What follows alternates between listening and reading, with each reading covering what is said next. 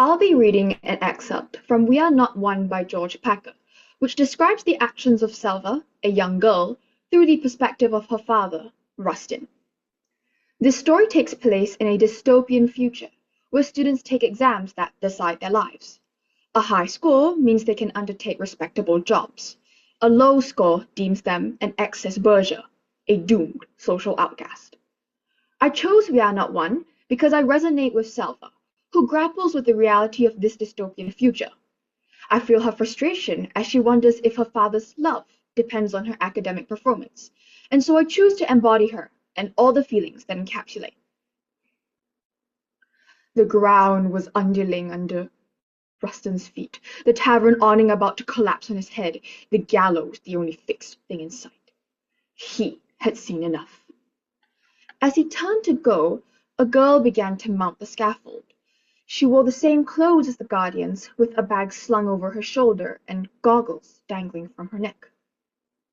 "Found you," was his first thought, and then, "She's going to replace the guardian.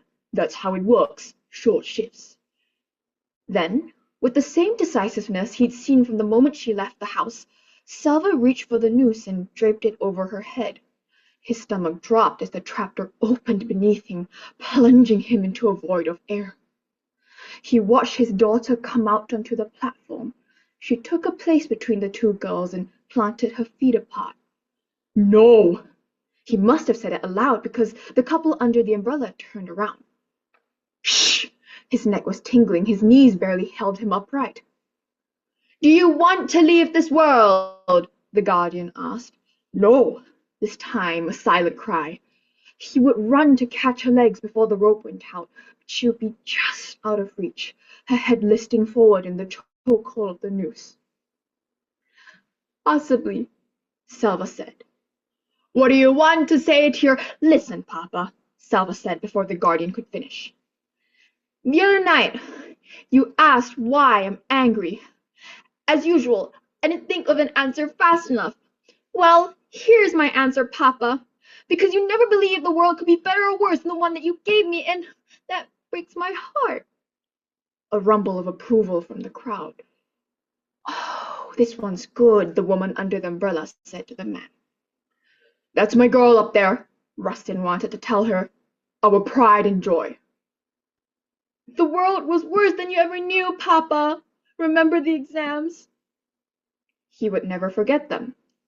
Every year in May, the whole empire came to a stop for 3 days while 14-year-old bourgeois kids sat for the comprehensive exams.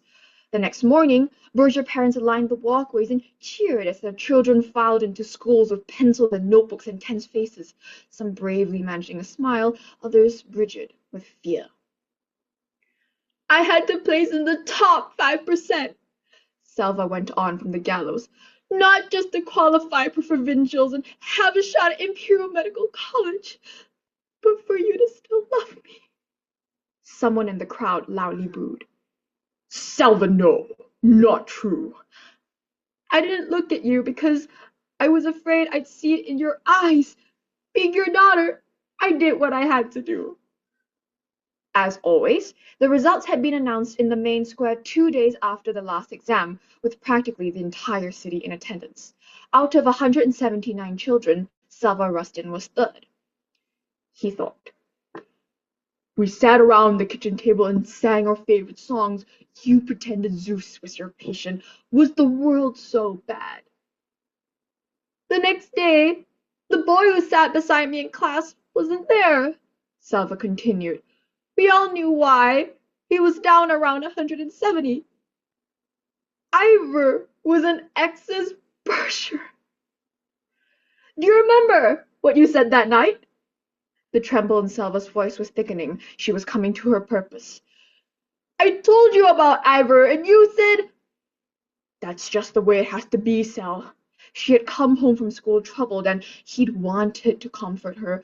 He hadn't wanted poor Ivor's fate to take away from her magnificent achievement. She hadn't replied, but a cloud had passed over her face. "That's just the way it has to be." Selva raised her chin, causing the length of rope above the noose to go slightly slack. "Why?" she cried. Why was that just the way it had to be? Why in the world did you ever think that was just the way it has to be? More approval from her audience, shouts of, why? Why? Here's what you should have said, Papa.